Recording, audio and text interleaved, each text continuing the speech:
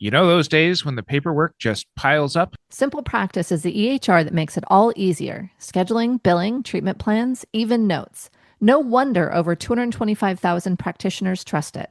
Check them out at simplepractice.com. You're listening to the Modern Therapist Survival Guide, where therapists live, breathe, and practice as human beings. To support you as a whole person and a therapist, here are your hosts, Curt and Katie Vernoy. Welcome back, Modern Therapists. This is Modern Therapist Survival Guide. I'm Curt with Katie Vernoy, and this is the podcast for therapists about the things that go on in our practices, the things that go on in our lives. And if you've ever found yourself giving world-class coping advice to clients while secretly spiraling yourself because, your family's in town for the holidays or your dishwasher just flooded your kitchen, you know exactly what we're talking about today. The therapist duty is huge. Sometimes we run into some of our own guilt and stuff when we realize that we can't be the perfect therapist in responding to clients when they also have their own crises or extra needs that come up when everything is going on. So this episode's kind of a reality check. We're talking about the tightrope walk that is managing high acuity client crises when we're stressed, when we're sick, when we're exhausted. So we're here to answer all of the tough questions that you wouldn't think to ask until you're actually in that situation yourself. So if you are in one of those crises at the moment, I suggest that you listen to this episode on 2x speed. So that way you can get all of our advice as we break down some of the ways that Katie and I handle things. So Katie, we've been doing this for a while. I've known you for a while. When you're busy, how do you handle client crises? I try to plan ahead, so we'll start with that in a second. But oftentimes I find myself needing more in the moment coping, needing more time to be able to calm myself down, get myself regulated so that I can handle stuff. Because oftentimes when I'm busy, I'm not at 100% my best. And so I think where I fall is probably our first part of the episode, which is planning ahead. I think where you fall potentially is the second part, which is dealing with stuff when you're busy and client crises come out of nowhere, because you also have a higher acuity caseload. So for me, it's plan ahead as best I can and then do a lot of self-regulation so that I can be present for my clients when they need me to be. But I also was in a highly intensive program for a very long time as a director. So I have a lot of tools in my tool belt as well. So One of which apparently seems to be just have clients that don't typically end up in crises in the first place. yes, no, I've definitely shifted my practice since going into private practice. But yeah, there's a lot that can come up that you don't expect, even when you have, like I do, a lower acuity caseload. So I'm excited to get into this conversation because I think there's a lot of folks who get surprised at how overwhelmed they are when things get busy, like right now during the holidays and the end of the year stuff, or getting ready for vacation, or getting sick, or those types of things. And so being able to plan ahead when you can and then respond in the moment, I think is an underappreciated skill. So I think part of what we're both talking about here is a term that I am inventing kind of on the spot. It's a busyness audit. And if somebody else has invented that before me, I'm unaware of it. So that's You're gonna take full credit for it. I'm taking credit for at least this podcast for it. This is just kind of looking at what are you realistically going to be capable of? That if you have family coming into town, if you have children who are going to have holiday pageants or whatever else that is going to require you to bounce out during the school day that you normally wouldn't have to do. Or in the case of my children's schools, the ones that they could totally tell us at the beginning of the school year the dates of when they're happening, but they don't happen until 2 weeks before. Oh, That geez. really makes scheduling kind of hard to do. But being able to realistically look at what's going to show up on your schedule, doing your best to plan around it, being able to, for the DBT therapists out there, cope ahead and realize what you're actually going to be capable of in your own day to day life. So that way you can set some realistic expectations for yourself. And I did start this episode by talking about perfect the perfectionistic therapist tendencies to want to be able to do everything, be responsive to all of your clients, but maybe going back to a little bit of Winnicott's sort of, good enough therapist in some of this is also being able to put enough on your plate to not have it be overflowing and getting caught by surprise. Now, this is not a perfect sort of system that you're always going to have some stuff show up. Can't always predict when a client crisis is going to show up, but being able to do that proverbial put your own mask on in the airplane before helping anybody else around you. This is one of the things that seems like a foundational aspect. It's just being realistic about what you're going to be capable of. This is something I do all the time. As someone with chronic illness, I oftentimes have to do that capability assessment. I'll do, for me, not busyness assessment, and determining how many clients can I see per day? How much can I do in a week? How many networking things can I do without starting to lose my you know what? So I think there's that element of, for some folks, this may be a day-to-day, week-to-week thing, and for some folks who they don't come up against their capacity very often, this is something that you wanna do thoughtfully, conscientiously, when you know that things are gonna be busier and you have less control over your schedule. What I find is having a clear sense of my capacity helps when I know I'm gonna be very busy, and knowing, "Okay, I can go over my capacity on this day because I'm gonna rest the next day," or being able to plan what is possible given more of a weekly capacity versus a daily capacity. So maybe I'm getting into the weeds, so I'll move on from that point. But I think there is a lot of different things to consider when you look at capacity, and being able to do that effectively can mean that 3 weeks, 5 weeks before you're gonna be super busy not taking new clients, or being able to identify when you stop taking new clients for a little while so that you can manage those things. The other thing, and this is part of my reason for having a lower acuity caseload, is recognizing when you might be able to respond to clients in crisis. I think you, with a DBT practice, also just who you are, you're more available to your clients. From the beginning in my informed consent, I talk about when I'm typically not available. And if we're creating safety plans or if we're talking about ways to get support, I'm not at the top of the list. I'm not the first call.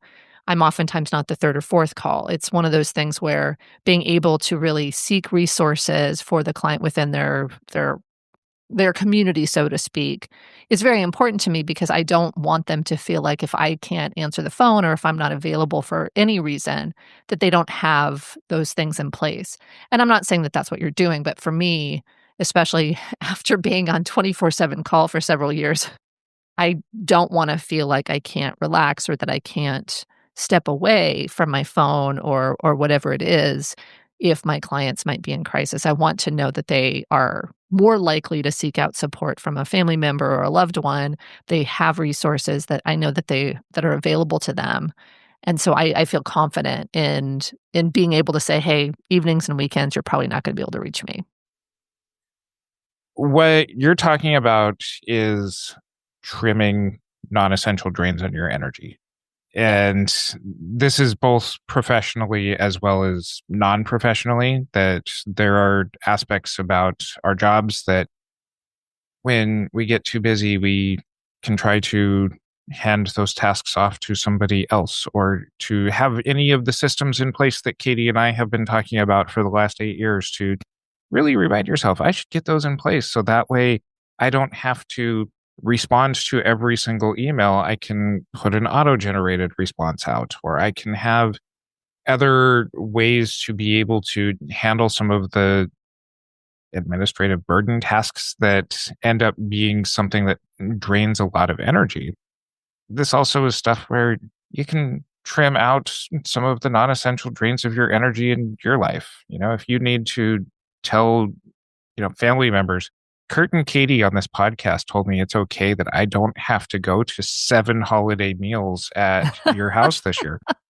You have our permission to say that. So, Yeah. Blame it all on us. but some of this is being able to really realistically operate within what ends up being able to help you sustain successfully here. And then the next important thing is fortifying those boundaries. It's being able to have some of your non-client contact hours. You're talking about not being available 24 hours a day. Great. There's a lot of times when I have life going on and I do try to be responsive to my clients, but my response back to them is, hey, I got your message. Unfortunately, I'm not going to be available for 3 or 4 hours, or I'm not going to be available until 8 o'clock tomorrow morning, or whatever is the next most appropriate time, and directing them back to whatever safety plans that they have in place that oftentimes, as you're pointing out, are not my responsibility for implementing for them, but I am one piece, and you're talking about being fourth or fifth down the list on that, but reminding them that these are things that we have in place for this very specific reason. Simple Practice's new AI-powered note taker records my sessions and then turns them into structured progress notes in just minutes, which means I can wrap up my day without spending my evening writing notes. And for a limited time, Simple Practice is giving you a 45-day free trial of Note Taker. That's an extra 15 days when you sign up before January 16th, 2026. Get your hours back with AI-powered progress notes that generate key session takeaways just minutes after your session ends. Note Taker helps you remain HIPAA compliant, safely generate notes without compromising on HIPAA compliance or data security. Keep quality notes without typing, record your post-session reflections and turn them into structured progress notes. Stay prepared for every session. Quickly review key points before appointments, making it easy to pick up where you left off, and level up your documentation and reclaim your time with AI-powered Note Taker. Plus, get a 45-day free trial when you sign up by January 16th. Everything I need is in one place, and it just works. No wonder more than 225,000 practitioners trust Simple Practice as their preferred EHR. You can see why at simplepractice.com. So before we jump into that, I just wanted to respond to the draining non-essential things, because I think there's another thing that therapists do along those lines. And one is when they get stressed out, they still are also carrying the mental load of all the projects they've not completed. And so looking at if you're super busy, it's not the time to start working on your marketing copy or starting a podcast or doing all the things that quote unquote you should be to be a strong business owner. I think simplifying down to what do I absolutely need to be doing during this time, and everything else should not only be off the list, should also be put on a list for after that time is completed, so that you don't even keep moving it down the list on your to-do list or having it on your calendar or whatever it is. It's determining how do you let go of the things that you are not able to do right now.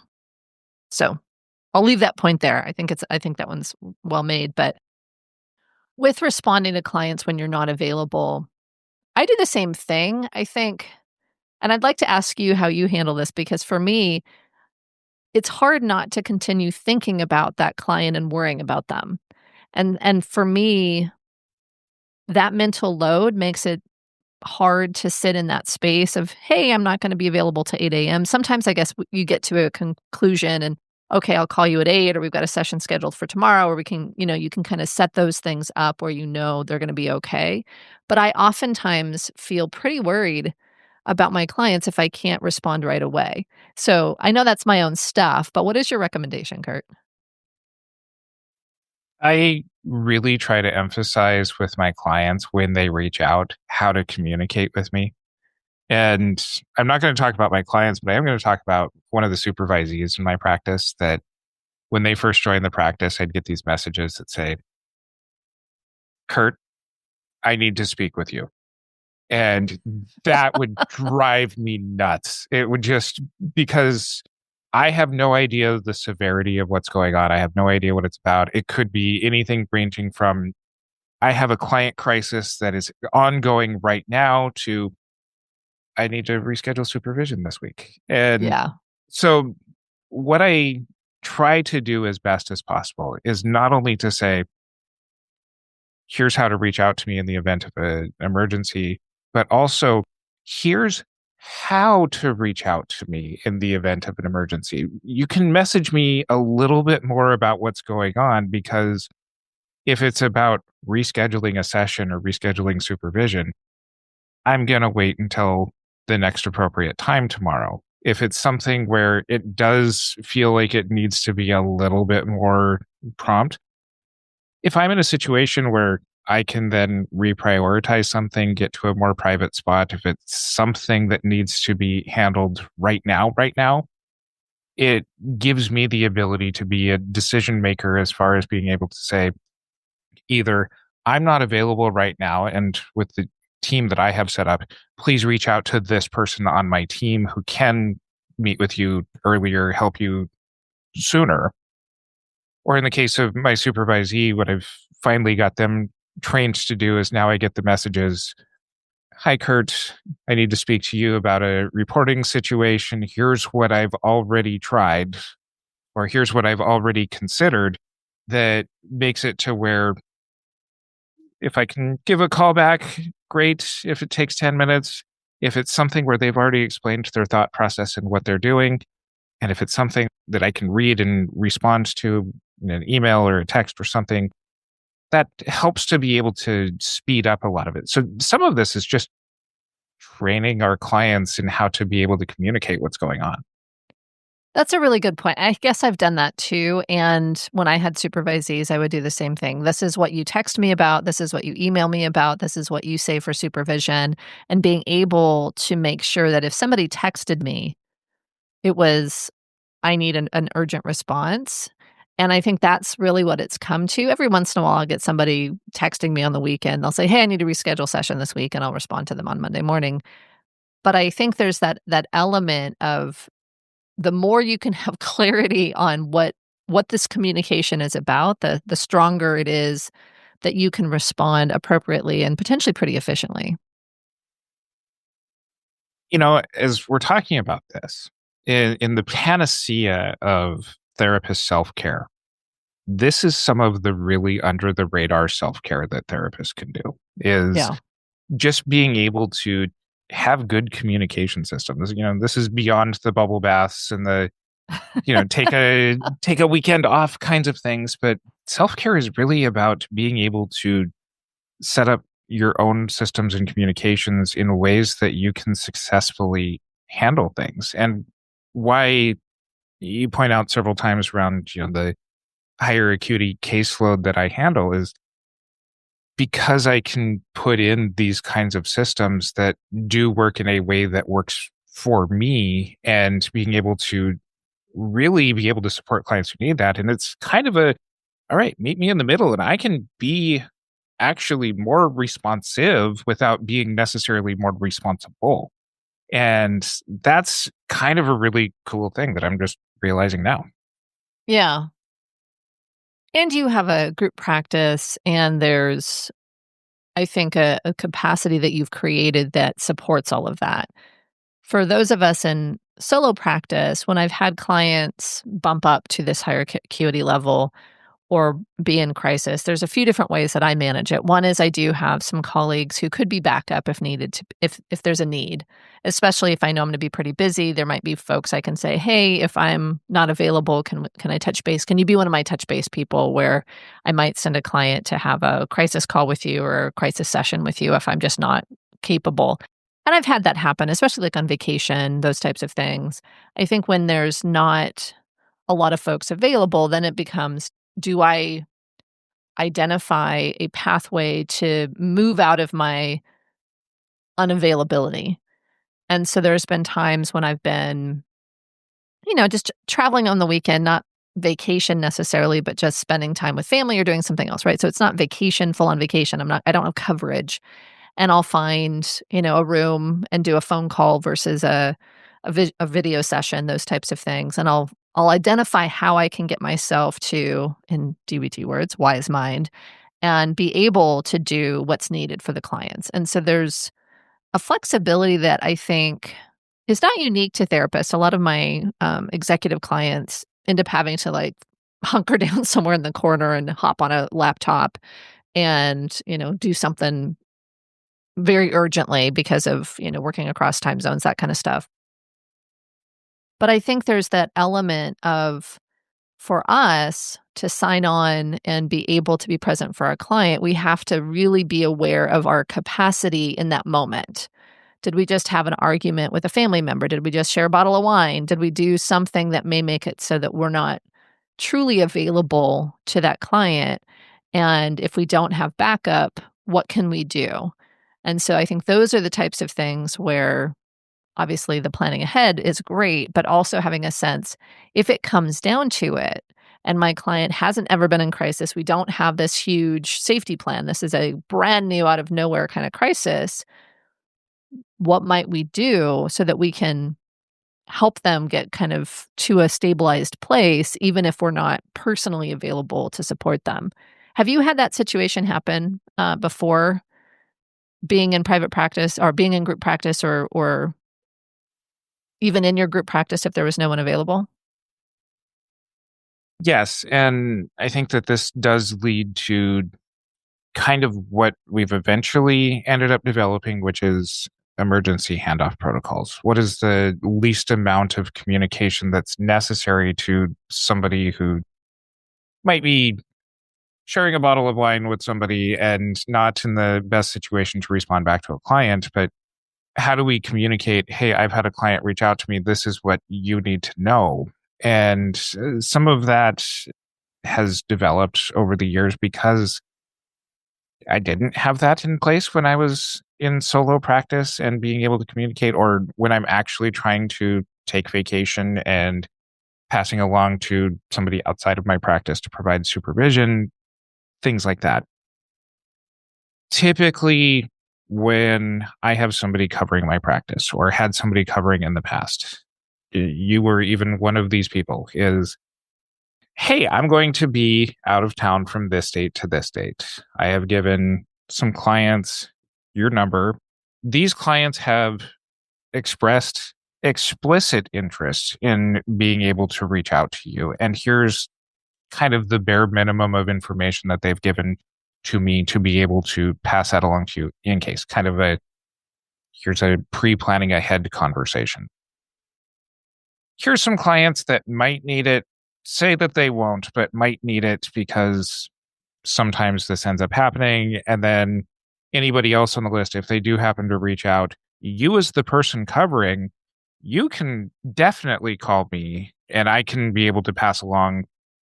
I can step out from a family gathering for a few minutes to catch you up. So that way you don't have to have hours and hours of background on all of my clients before I go for people who aren't necessarily going to call. So my protocols are typically almost kind of pre-triage as far as who's most likely and then what is the least amount of information that's going to be necessary. Typically, the ones who are in that highest risk category, we're already going to have safety plans in place. And those might be things that, number one, with client permission, could be easily shared ahead of time. Hey, in case this client calls, here's what their safety plan is. Or two, if it's something that's somewhat readily accessible for you, if you've got, an EHR system where you're able to then forward it to the person who's covering your practice at that time, send it in a HIPAA compliant way.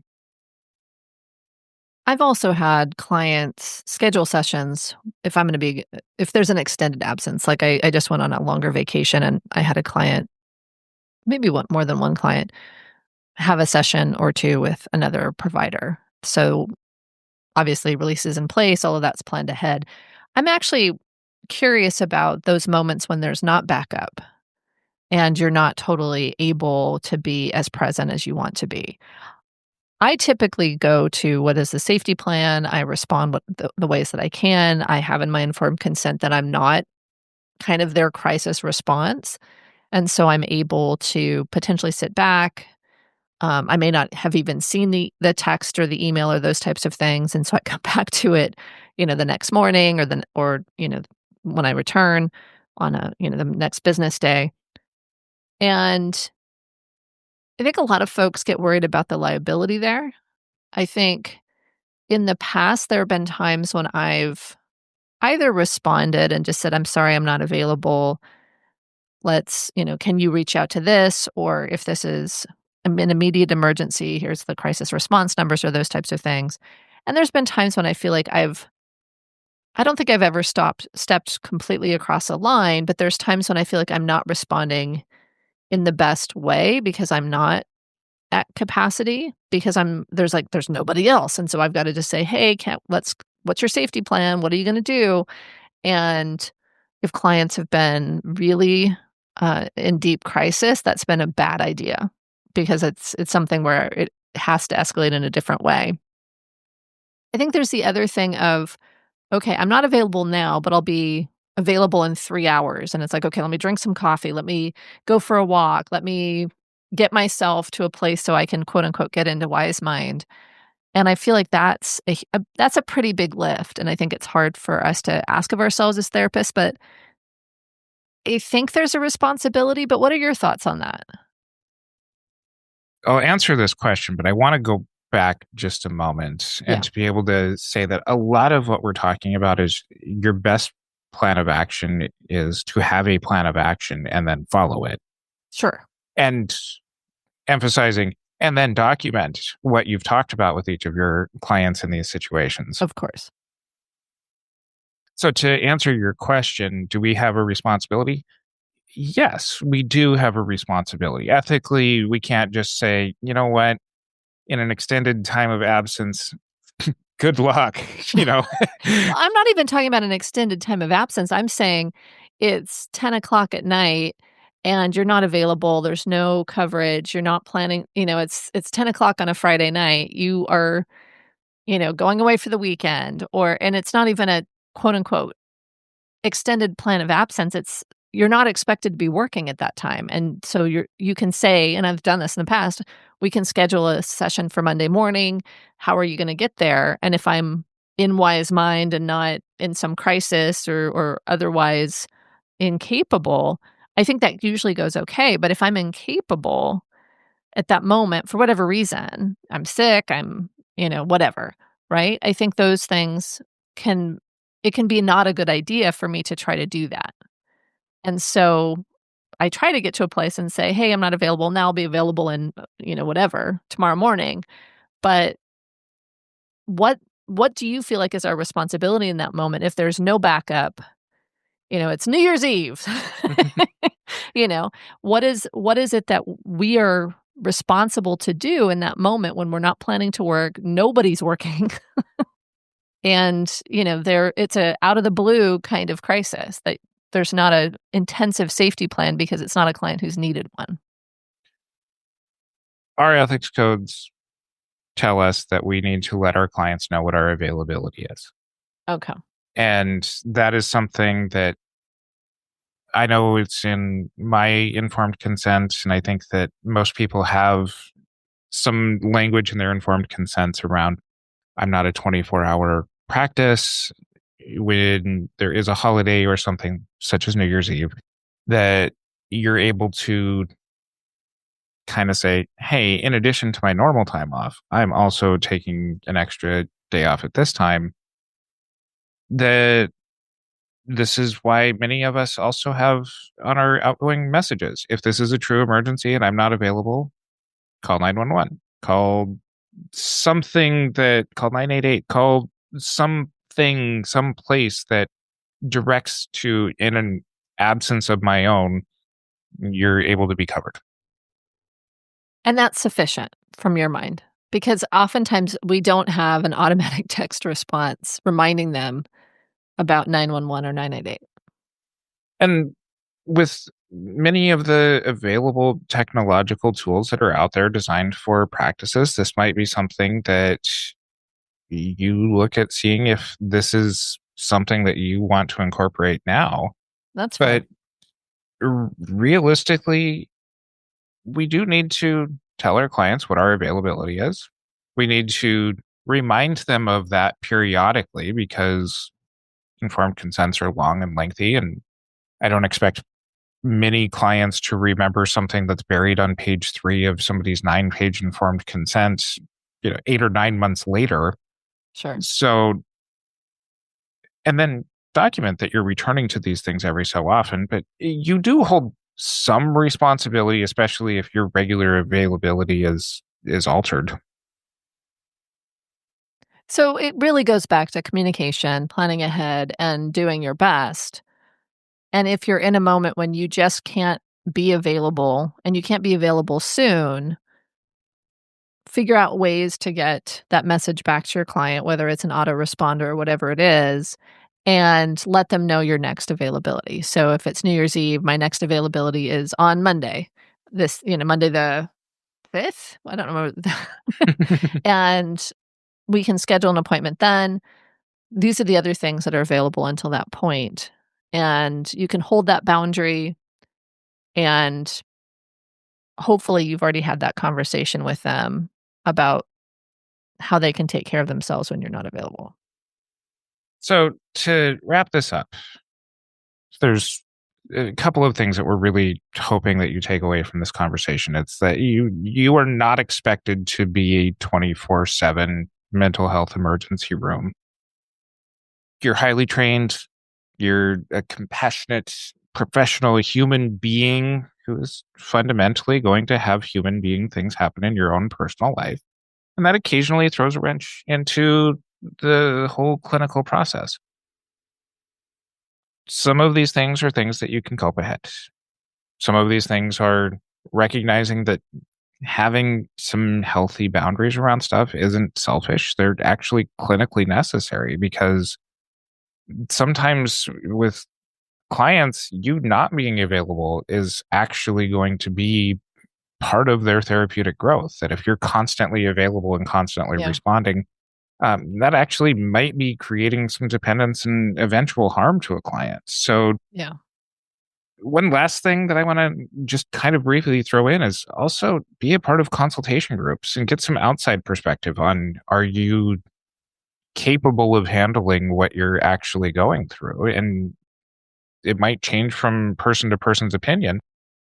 Document all of your decisions and then go to mtsgpodcast.com to check out our show notes and follow us on our social media to continue on with this conversation. Join our Facebook group, the Modern Therapist Group. Follow us on Substack now. And LinkedIn. And LinkedIn. And until next time, I'm Curt Whithelm with Katie Benoit. If you're tired of juggling a dozen different tools, Simple Practice is your one-and-done EHR solution. Over 225,000 practitioners are already simplifying their workflow and saving hours daily. You could be too. Learn more at simplepractice.com. Thank you for listening to the Modern Therapist Survival Guide. Learn more about who we are and what we do at mtsgpodcast.com. You can also join us on Facebook and Twitter. And please don't forget to subscribe so you don't miss any of our episodes.